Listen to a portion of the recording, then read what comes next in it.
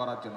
ইনশাআল্লাহ বিগত 12 তারিখের নির্বাচনের আগে আমরা যে সকল ওয়াদা দিয়েছি পর্যায়ক্রমিকভাবে আমরা একটি একটি করে পর্যায়ক্রমিকভাবে সেই ওয়াদা পূরণ করব। এখন প্রিয় ভাই বোনেরা, আসার সময় আমি দেখলাম সবাই স্লোগান দিচ্ছে, কি চাই?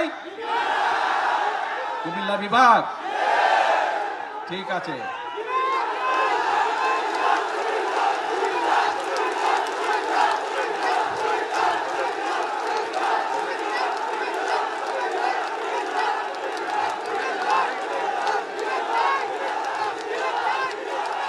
কথা শুনতে হবে তো, কথা না শুনলে কেমন করে হবে?